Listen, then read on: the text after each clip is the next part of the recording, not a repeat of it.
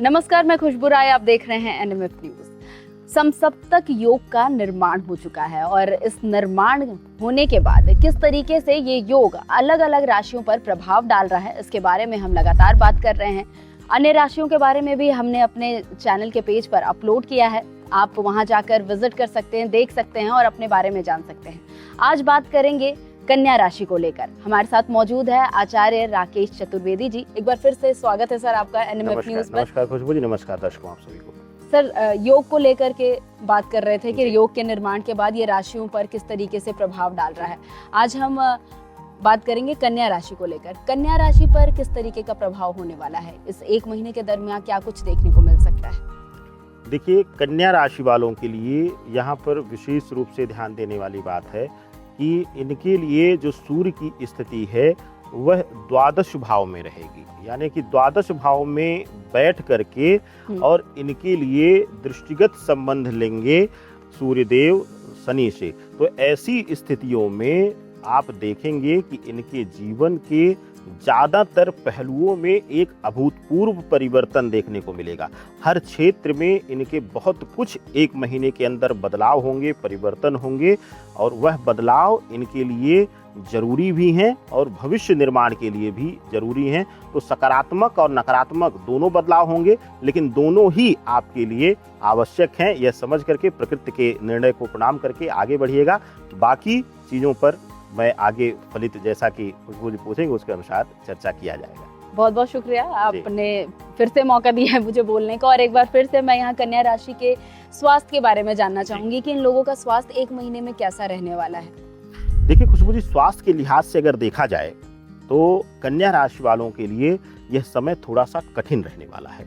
खास करके वह लोग जो जेनेटिक्स बीमारी इत्यादि से हैं, जैसे कि अगर उनकी पैतृक बीमारी है, शुगर है या कोई अन्य बीमारी है, तो अगर जेनेटिक्स प्रॉब्लम से आप परेशान हैं तो आपके लिए मुसीबतें बढ़ जाएंगी। यानी कि आपको पैतृक चीज़ों से मिलने वाली जो पीड़ा है, स्वास्थ्य पीड़ा है, उसमें वृद्धि देखने को मिलेगी, उसमें परेशानियां बढ़ेंगी, व्यय भी कराएंगी, मानसिक पीड़ा भी दे देंगी, शारीरिक पीड़ा भी देंगी। तो आपको स्वास्थ्य के लिहाज से थोड़ा सा केयरफुल और संभल कर चलने की जरूरत इस एक महीने रहेगी, 16 अगस्त से लेकर 16 सितंबर तक। बिल्कुल, तो यहाँ पर आप लापरवाही बिल्कुल ना बरते और खुद पर ध्यान दें, क्योंकि स्वास्थ्य है तो सब कुछ है।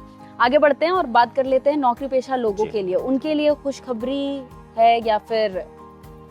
देखिए, नौकरी पेशा लोगों के लिए अगर बात किया जाए तो दो हिस्सों में इसको डिवाइड करते हैं। एक वह लोग जो नौकरी तलाश रहे हैं, छोड़ करके बैठे हुए हैं या नई नवेली नौकरी के जीवन में आना चाहते हैं, तो उनके लिए। और दूसरा, वर्तमान में जो लोग नौकरी कर रहे हैं। पहले बात होगी जो लोग नौकरी में हैं वर्तमान में।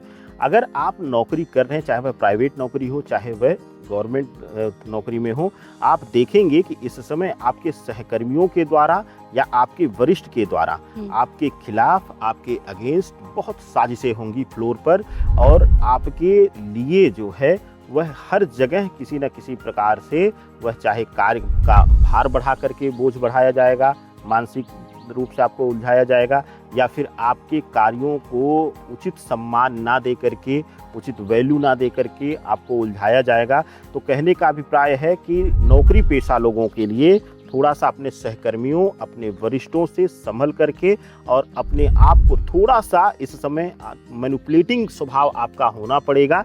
नहीं तो लोग आपकी भावनाओं से, आपके जो इमोशन से खेलेंगे और आपके प्रोफेशनल लाइफ को बर्बाद करने का प्रयास करेंगे। तो थोड़ा सा आपको संभल कर चलना है।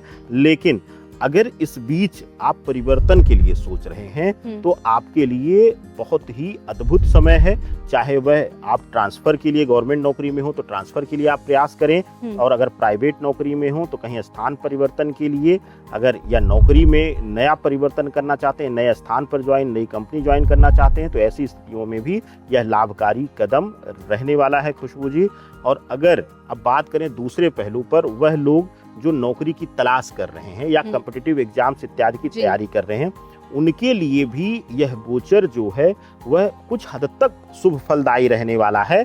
अगर बात करें कॉम्पिटिटिव एग्जाम्स देने वालों के लिए, तो बहुत दिनों बाद वह फिर से अपने आत्मविश्वास को एक बार फिर से रिकवर करते हुए नजर आएंगे। यानी कि जो आत्मबल, जो आत्मविश्वास उनका टूटा था, अपने ऊपर ही अब उनको भरोसा नहीं रह गया था, वह दोबारा वह रीगेन कर लेंगे। और साथ ही साथ अगर आप नई नौकरी इत्यादि के लिए इंटरव्यू दे रहे हैं तो मनवांछित नौकरी नहीं, लेकिन आपको अपनी बेसिक जरूरतों को पूरा करने के लिए अब दूसरे के आगे हाथ पसारने की जरूरत नहीं रहेगी। आप अब इंडिपेंडेंट यानी कि अपने आप को अपने दम पर जीने की कला या जीने लायक बनाने की स्थिति में आप इस महीने आ जाएंगे। चलिए, मतलब देखा जाए तो जो नौकरी कर रहे हैं उनके लिए काफ़ी ज़्यादा प्रॉब्लम होने वाला है। जो कॉम्पिटिटिव एग्जाम की तैयारी कर रहे हैं उनके लिए अच्छा है, जो नौकरी ढूंढ रहे हैं उनके लिए भी एक तरह से देखा जाए तो लाभकारी होने वाला है ये योग। अब मैं व्यापारियों को लेकर के बात करना चाहूंगी कि उनका व्यापार कैसा रहने वाला है। क्या व्यापार में उन्हें उतार चढ़ाव देखना पड़ेगा या फिर यहाँ पर उन्हें लाभ मिलेगा? देखिए, गवर्नमेंट से जुड़ा हुआ अगर कोई कार्य कर रहा है या फिर विशेष रूप से मीडिया, एंटरटेनमेंट, कला के क्षेत्र में या कहीं निर्माण के क्षेत्र में वह है, तो उसके लिए यह समय अद्भुत है, अद्भुत रहने वाला है। लेकिन अगर कहीं इससे अन्यत्र आप अन्य व्यापार में हैं तो आपके लिए पैसा फंस सकता है, आपका पैसा विवादित हो सकता है। और व्यापारी बंधु विशेष ध्यान दीजिएगा कि किसी को इस समय बहुत दयालु बन करके किसी के व्यापार में मदद करने के लिए अपने आर्थिक स्थिति का प्रयोग मत करिएगा। यानी कि आप आर्थिक रूप से अगर किसी को मदद करेंगे, अगर वहाँ पर आप आगे बढ़ेंगे तो हो सकता है वह पैसा फंस जाए, विवादित हो जाए और आपको ही दिक्कत हो जाए। तो आर्थिक दृष्टिकोण से व्यापारी बंधुओं के लिए बस सही समय पर सही कदम बढ़ाना है और भावनात्मक रूप से इस एक महीने में, इस समसप्तक योग काल में फैसला नहीं लेना है। हमेशा प्रैक्टिकलिटी के साथ फैसला लीजिए तो आपके लिए अच्छा रहेगा। चलिए, रिलेशनशिप को लेकर बात कर लेते हैं कि रिलेशनशिप कैसा होने वाला है। चाहे वो लव बर्ड्स है उनके लिए बात कर ले, लव रिलेशनशिप उनका कैसा रहने वाला है। जो मैरिड है उनकी लाइफ में क्या कुछ परिवर्तन देखने को मिल सकते हैं, या इसके अलावा जो कपल फिलहाल शादीशुदा है और संतान प्राप्ति के लिए कोशिश कर रहे हैं तो उनके लिए कैसा रहने वाला है ये योग? देखिए खुशबू जी, लव बर्ड्स जो हैं, जो प्रेम संबंधों में हैं, उनके लिए बस मैं इतना कहना चाहूँगा कि अगर आप ओवर एक्सपेक्टेशंस पालेंगे इस एक महीने में, चाहे आप फीमेल हो चाहे आप मेल हो, अपने पार्टनर से बहुत ज़्यादा एक्सपेक्टेशंस अगर आप पाल लेंगे या कह लीजिए कि एकदम से ओवर पॉजिटिव होना शुरू करेंगे तो शायद अपने पार्टनर को आप खो देंगे या आपका पार्टनर आपसे दूरी बना लेगा। आप अपने पार्टनर्स की भावनाओं को समझते हुए अगर आप इस महीने आगे बढ़ते हैं तो आपका संबंध बचेगा। लेकिन इस महीने ग्रहीय दृष्टिकोण से समसप्तक योग में आप देखेंगे कि अपने पार्टनर पर हर वक्त आपको संदेह होगा, तो ऐसी स्थिति में रिश्ता बहुत जल्दी टूटने की स्थिति में आ सकता है। इस तरीके का पूर्ण संभावनाएं दिख रही हैं खुशबू जी, और पूर्णतया इसमें आपको थोड़ा सा संभल कर भी चलने की जरूरत रहेगी।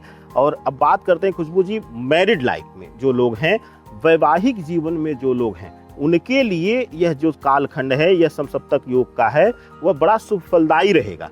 अब तक जो पारिवारिक दृष्टिकोण से मिसकम्युनिकेशन, मिसअंडरस्टैंडिंग आप दोनों के रिश्तों में आई थी, या कह लीजिए कि आपके अन्य रिश्ते, पारिवारिक रिश्ते आप दोनों के बीच, चाहे वह भाई बहन हो या माता पिता की वजह से जो दूरियां बनी थी, अब स्वतः ही वह दूरियां एक दूसरे के प्रति कम होना शुरू हो जाएंगी। भावनात्मक रूप से जोड़ने का काम यह समसप्तक योग करेगा, तो वैवाहिक दृष्टिकोण से बहुत ही अच्छा रहने वाला है।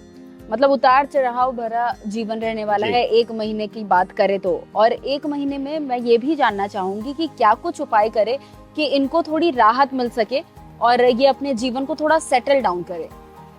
देखिए कि अगर इनके वैवाहिक जीवन को देखा जाए तो, और साथ ही साथ थोड़ा सा व्यापारिक स्थितियों को भी देखा जाए, तो ऐसी स्थितियों में इनके लिए एक चमत्कारी उपाय है। बुध की राशि है, दूर्वा घास लीजिए। अभी हम लोग जहाँ बैठे हुए देखिए खूब अधिक मात्रा में हर पार्क, हर गार्डन में मिल जाएगी। दूर्वा घास लीजिए, बुधवार के दिन शहद में डुबो करके 7 दूर्वा जो है भगवान गणेश को, गणपति महाराज को दीजिए और उनको प्रणाम करते हुए उनको कहिए ओम गण गणपतये नमः का मंत्र जाप करते हुए अर्पित करिए। और हर बार मन में प्रार्थना कीजिए कि हे विघ्नहर्ता, मेरे जीवन में जो भी ज्ञात अज्ञात विघ्न हो, जो मुझे दिख रहा हो वह भी, जो मुझे ना दिख रहा हो आपके दृष्टि में हो वह भी, वो सारे विघ्न दूर हो, हर प्रकार से मेरे जीवन में सुखमय हो और खुशियां आए। इस प्रकार से आप अगर प्रार्थना करते हैं और इस प्रकार से यह प्रयोग करते हैं तो आपके जीवन से आर्थिक और आपके पर्सनल लाइफ से जो भी प्रॉब्लम है वो दूर हो जाएगी। चलिए, बहुत बहुत शुक्रिया आचार्य जी। तो आचार्य जी हमारे साथ जुड़े हुए थे, कन्या राशि को लेकर बात कर रहे थे और बता रहे थे कि एक महीना यानी कि 16 अगस्त से लेकर 16 सितंबर तक जो समसप्तक योग का निर्माण हुआ है उसके लिहाज से कन्या राशि के लिए ये कैसा रहने वाला है। उम्मीद करती हूँ कि हमारे दर्शकों को सारे सवालों का जवाब मिल चुका होगा। अन्य राशियों के बारे में जानने के लिए हमारे चैनल को आप सब्सक्राइब कर लें और पेज पर विजिट करें, आपको भी आपकी राशि के बारे में बहुत सारी बातें पता चल जाएगी। फिलहाल इस खास वीडियो में इतना ही, मुझे दीजिए इजाजत। नमस्कार।